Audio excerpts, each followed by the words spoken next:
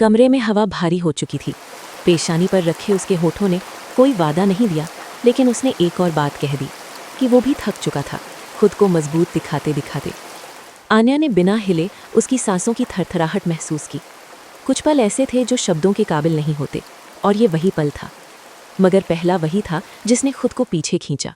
कबीर सीधा खड़ा हुआ, आंखें दूसरी ओर कर लीं, जैसे उसने कुछ बहुत अप्रत्याशित कर दिया हो। ये दोबारा मत करना, उसने खुद से ज्यादा आन्या से नहीं, जैसे अपने ही डर से कहा। आन्या ने धीमी आवाज में पूछा, क्यों, डर लगता है? कबीर ने एक लंबी सांस ली। हाँ, क्योंकि अगर तुम मेरे करीब रहीं तो तुम्हें उन बातों के बारे में जानना पड़ेगा जो किसी को नहीं पता। बाहर तेज बिजली कड़क कर चमकी। आन्या चौंकी नहीं, उसकी नज़र सिर्फ उस पर थी। तो बताओ, उसने कहा, क्योंकि चुप रहकर तुम ना खुद को बचा पा रहे हो और ना मुझे। कबीर कुछ क्षण तक चुप रहा। उसकी उंगलियां हल्का हल्का कांप रही थीं, जैसे कोई ऐसे शब्दों का वजन उठाने वाला हो जिन्हें उसने सालों छुपाया हो। वो धीरे धीरे कुर्सी पर बैठ गया। ये पहली बार था जब वो उससे ना लड़ रहा था, ना उसे भगा रहा था। आन्या, उसकी आवाज़ भारी थी, तुम समझती क्यों नहीं? मैंने जिंदगी में ऐसे काम किए हैं जो अगर तुम जानोगी तो तुम मुझसे दूर चली जाओगी। आन्या दरवाजे से हटकर धीरे से उसके सामने आई और बिना उसे छुए बस पास खड़ी हो गई। मैं किसी हीरो की तलाश में नहीं हूं, उसने साफ साफ कहा। मैं बस सच्चाई की तलाश में हूं। कुछ पल तक कबीर ने उसकी ओर नहीं देखा। फिर उसने अपना हाथ अपने माथे पर रखा, जैसे कोई सिर में दबे तूफान को रोकने की कोशिश कर रहा हो। तुम्हें लगता है तुम्हें मुझसे डर नहीं लगता, वो बुदबुदाया। लेकिन अगर एक बार मेरा अतीत तुम्हें छू गया तो तुम अपनी बात बदल दोगी। आन्या ने सिर हिलाया। फैसला मैं करूंगी, तुम्हारा अतीत नहीं।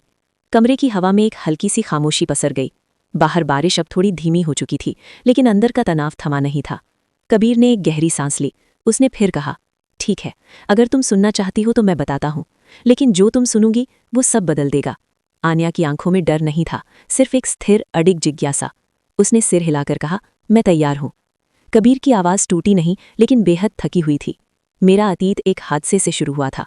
उस हादसे ने मुझे ऐसा बना दिया जैसा मैं आज हूं। वो बोलते बोलते रुका। आवाज़ में हल्का कंपन था। और वो हादसा सिर्फ मेरा नहीं था, इसने किसी ऐसे इंसान को भी बदल दिया जो कभी मेरे सबसे करीब था। आन्या का दिल थोड़ा तेज धड़का। कुछ बड़ा था, कुछ ऐसा जो उनके रिश्ते की हर परत को बदल सकता था। वो उसके सामने बैठ गई। कबीर, उसने धीरे से कहा, शुरू से बताओ।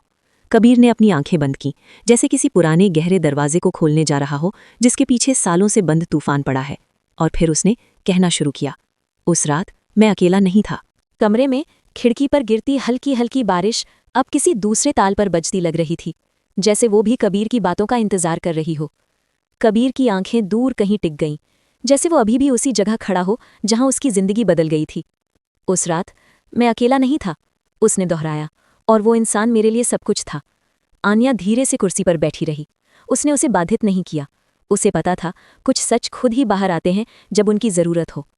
कबीर ने फर्श की ओर देखा। मैं 13 साल का था, उसने कहा, और मेरे साथ आरव था। आन्या ने हल्की सांस पकड़ी।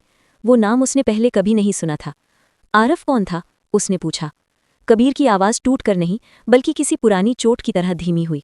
मेरा भाई, मेरे से सिर्फ 1 साल बड़ा, लेकिन मुझसे ज्यादा समझदार, ज्यादा बहादुर। कमरा अचानक और शांत हो गया।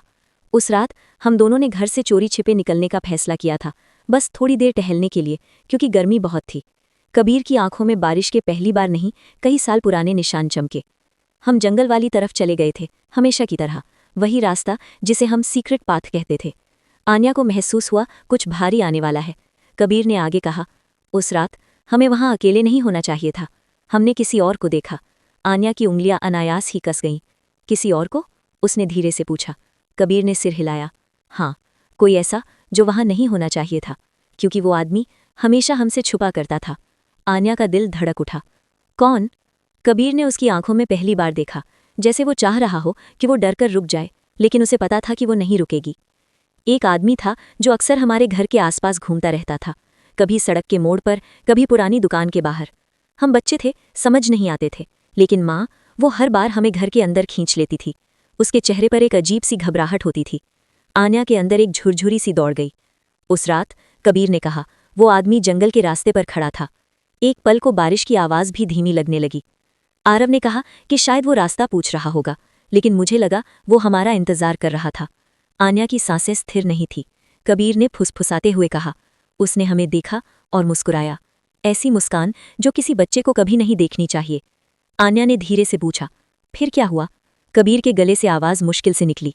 आरव ने मेरा हाथ पकड़ा और कहा, भागो। वो पल कबीर की आंखों में आज भी ताज़ा था। हम दोनों ने भागना शुरू किया, लेकिन वो आदमी तेज था, बहुत तेज। उसने दोनों हाथों से चेहरा ढंक लिया। आरव ने मुझे धक्का दिया, मुझे घर की तरफ दौड़ने को कहा और खुद गलत दिशा में भाग गया ताकि मैं बच जाऊं।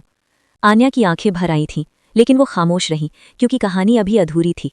मैं घर पहुंच गया, लेकिन आरव, वो वापस नहीं आया। कमरा अब किसी अनदेखी ठंड से भर गया था। अगली सुबह पुलिस आई। उन्होंने कहा कि आरव शायद रास्ता भटक गया होगा। कबीर की आवाज़ सख्त हो गई, लेकिन मैं जानता हूं वो आदमी उसे ले गया था। आन्या के दिल में एक घबराहट उठी। और वो आदमी कभी मिला? कबीर ने सिर हिलाया। नहीं, कभी नहीं। कोई उसका चेहरा ठीक से नहीं जानता, कोई रिकॉर्ड नहीं, कोई बयान नहीं, बस एक परछाई जो मेरी जिंदगी से सब कुछ ले गई। आन्या ने पहली बार महसूस किया कि कबीर की अंधेरा सिर्फ उसके अंदर नहीं था, वो अतीत सचमुच किसी छिपे हुए अजनबी की तरह अब भी उसके आसपास घूमता था। कबीर ने धीमी आवाज में कहा, वही वजह है कि मैं किसी को करीब नहीं आने देता, क्योंकि जिसने मेरे भाई को लिया, मैं जानता हूं वो आज भी बाहर है, कहीं न कहीं। कमरे में फिर से बारिश की आवाज़ लौट आई, लेकिन इस बार वो सुकून नहीं, एक अजीब सा सवाल लेकर आई थी। आन्या ने धीरे से कहा, कबीर, क्या तुम्हें लगता है वो आदमी अब भी तुम्हें देख रहा है? कबीर ने उसकी आंखों में देखा, और जो उसने कहा उसने पूरी कहानी को दूसरी दिशा में मोड़ दिया। आन्या, वो आदमी कल मेरे घर के सामने दिखा था। अगर आगे की कहानी देखना है तो कमेंट में पार्ट 2 टाइप करें और वीडियो को एक लाइक ज़रूर करें। धन्यवाद।